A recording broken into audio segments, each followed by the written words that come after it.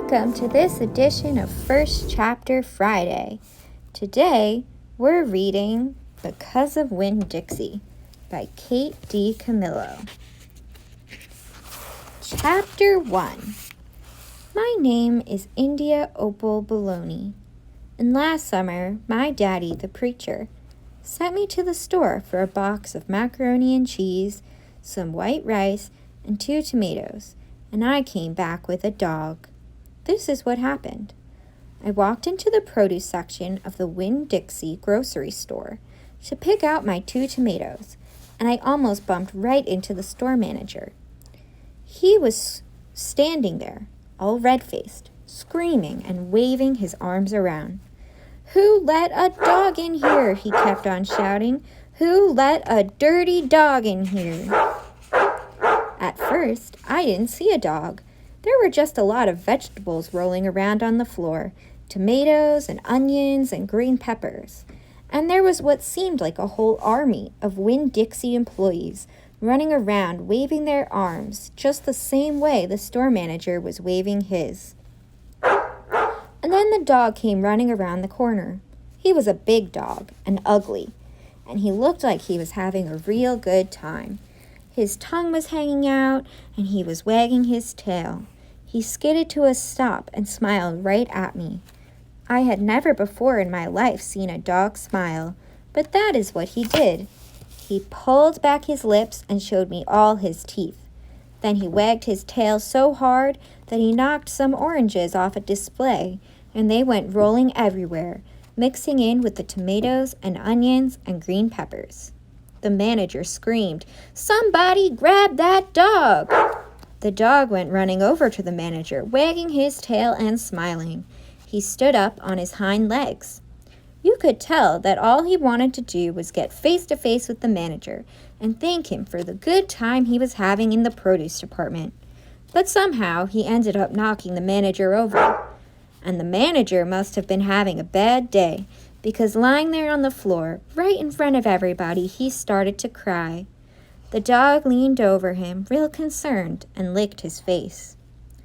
"Please," said the manager, "somebody call the pound." "Wait a minute," I hollered. "That's my dog. Don't call the pound." All the Winn-Dixie employees turned around and looked at me, and I knew I had done something big, and maybe stupid too, but I couldn't help it. I couldn't let that dog go to the pound. "Here, boy," I said. The dog stopped licking the manager's face and put his ears up in the air and looked at me, like he was trying to remember where he knew me from. "Here, boy," I said again, and then I figured that the dog was probably just like everybody else in the world, and that he would want to get called by a name, only I didn't know what his name was. So I just said the first thing that came into my head. I said, "Here, Winn-Dixie." And the dog came trotting over to me just like he had been doing it his whole life. The manager sat up and gave me a hard stare, like maybe I was making fun of him. "It's his name," I said. "Honest." The manager said, "Don't you know not to bring a dog into a grocery store?" "Yes, sir," I told him. "He got in by mistake. I'm sorry. It won't happen again." "Come on, Winn-Dixie," I said to the dog.